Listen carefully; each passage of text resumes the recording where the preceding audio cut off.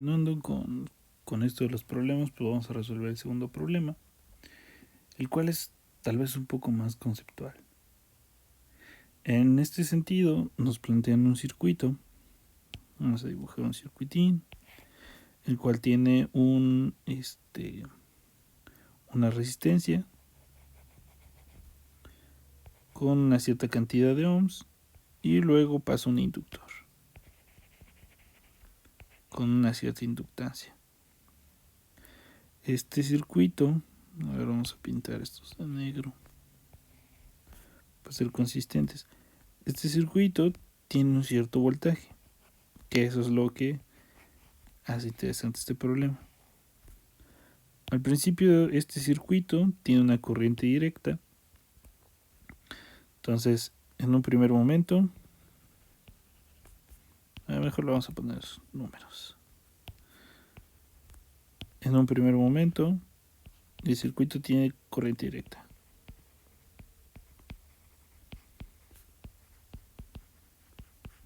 Con un cierto voltaje que vamos a llamar U rayita, y en un segundo momento tiene corriente alterna.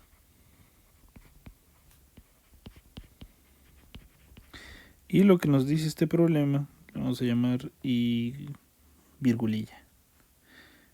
Bueno, no sé si sabías, pero a esta cosa o a la cosa que se le pone la ñ se le llama virgulilla. Pero bueno, X. El chiste es que luego cambian corriente alterna.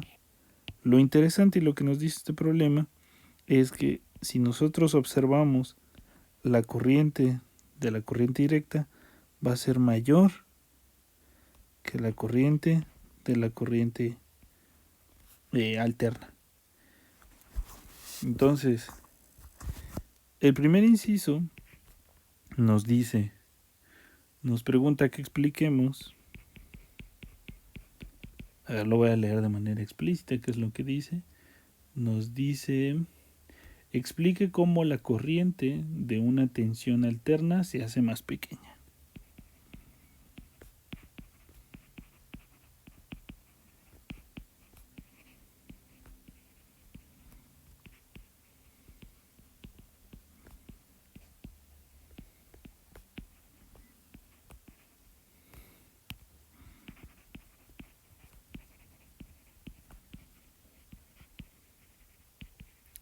Esto es súper interesante. ¿Por qué cuando tenemos corriente directa, la corriente es mayor que cuando tenemos corriente alterna? Y eso está bien loco. Y la respuesta es que cuando tenemos corrientes directas, la corriente o la resistencia, el tipo de resistencia que afecta a nuestro circuito son las resistencias óhmicas. O sea, las resistencias normales, las que conocemos. La inductancia no le hace nada al tipo de corriente directa. De hecho, no la afecta en nada.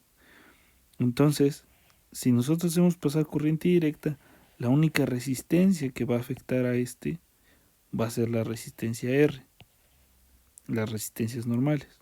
¿Ok? Al pasar por aquí va a ser como si no hubiera nada. Pasa de manera derecha. ¿Qué pasa cuando tenemos corriente alterna? Cuando tenemos corriente alterna, la corriente pasa por aquí y sí es afectada tanto como por la resistencia como por la inductancia. Eso es súper importante. Se afecta aquí y si nosotros analizamos nuestra ley de Ohm y escribimos corriente igual a voltaje por resistencia, en el caso de la corriente directa, y en el caso de la corriente alterna va a ser igual a voltaje entre la impedancia. Vamos a ver que esta cantidad de aquí es mayor, Z es mayor que R. ¿Por qué? Porque le estamos agregando una resistencia extra aquí.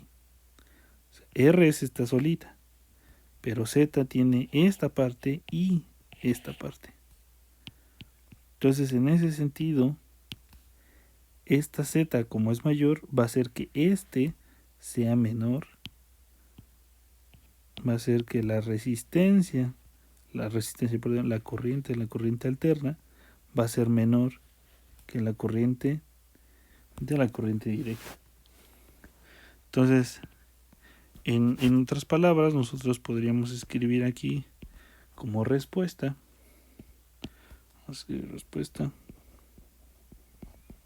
Podemos decir que en la corriente continua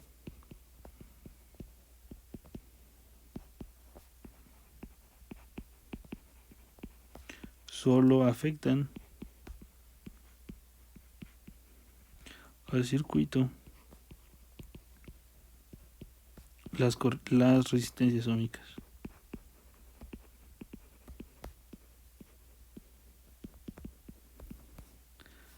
O sea, las resistencias normales, ¿no? Y en la corriente alterna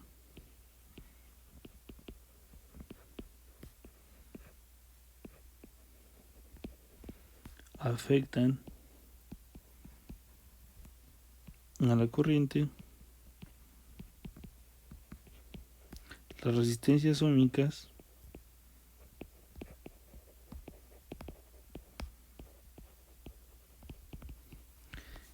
y las resistencias inductivas.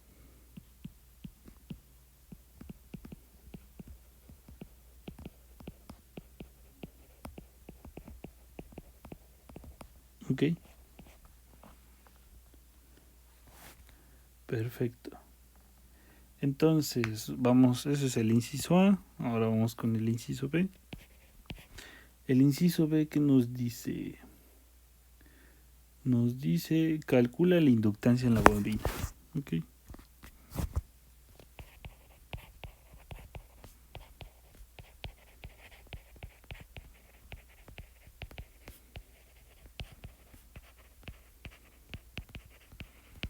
Ok, entonces nos piden calcular la inductancia en la bobina otra vez.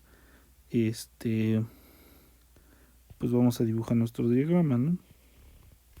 Recordemos que ahora, pues como nuestra bobina ya tiene una inductancia, entonces estamos hablando explícitamente de corriente alterna. Entonces vamos a dibujar igual como hacíamos antes nuestra resistencia, y ahora solo tenemos la inductancia de la bobina, no tenemos nada más. Entonces vamos a calcular Z.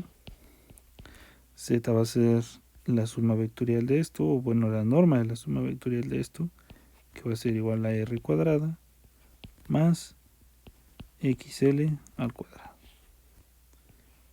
Así de sencillo. Ok, entonces Z va a ser igual a vamos a escribir Z al cuadrado, va a ser igual a R cuadrada más WL al cuadrado,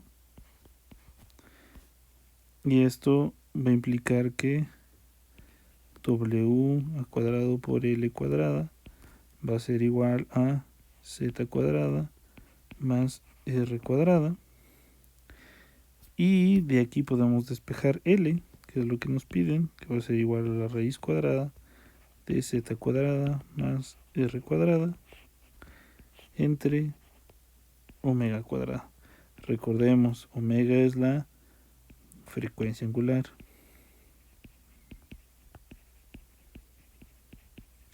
Por lo regular te deben de dar esto en todos los problemas, te van a dar una cierta frecuencia, que según, si yo no me equivoco, el problema sí te lo da. Vamos a leer rápido el problema. El problema dice, ¿dónde lo tengo? El problema dice, para medir la autoinductancia de una bobina, primero aplique la tensión continua, tal, y ahí tiene una cierta corriente, tal, ¿no? Y luego dice, haz un cambio de voltaje a corriente alterna con un voltaje tal y con una frecuencia tal, y también te da el amperaje. ¿Okay? Entonces, de aquí conocemos omega. En el problema nos dan la frecuencia, nos dan la resistencia,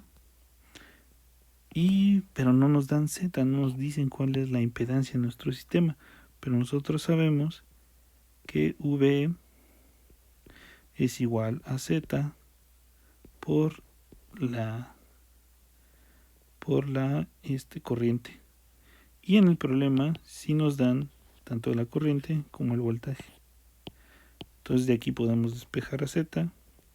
Z es igual a V entre I. Entonces sustituyendo tenemos que esto va a quedar como V cuadrada entre I cuadrada más R cuadrada. Todo esto entre omega cuadrada. Y esa es nuestra impedancia. Nuestra inductancia, la que nosotros queríamos calcular. Ahora, ¿qué dice el inciso C? El inciso C dice... dame un segundo. Okay. El inciso C nos dice que cuál es el desfase.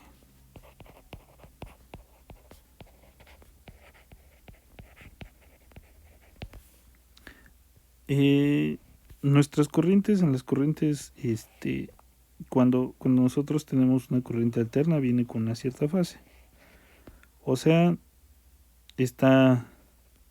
supongamos, no sé si te acuerdas que te decía lo de seno de omega t más beta. Esta beta es la fase. ¿Ok? Entonces viene con una cierta fase que normalmente es 0. Cuando nosotros le hacemos pasar una resistencia, esta fase aumenta. Entonces, supongamos que cuando le pasamos una resistencia pasa esto. Nuestra corriente se desplaza un poquito. ¿Okay? Entonces, la diferencia entre este y este es la fase que se gana. La nueva fase. ¿Ok? Entonces, es este beta. Entonces, ¿cómo calculamos esa fase? Esa fase se calcula de una forma como bastante sencilla. Y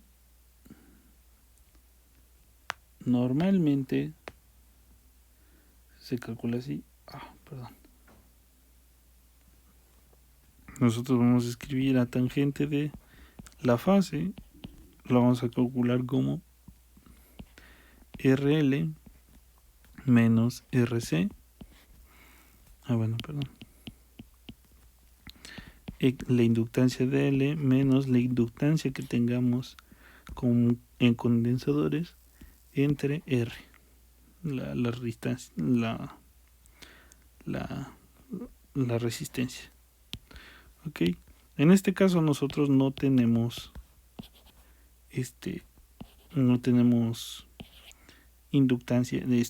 reactancia de condensadores, entonces nos queda muchísimo más sencillo. Nos queda tangente va a ser igual a la reactancia de nuestro inductor entre la reactancia de L.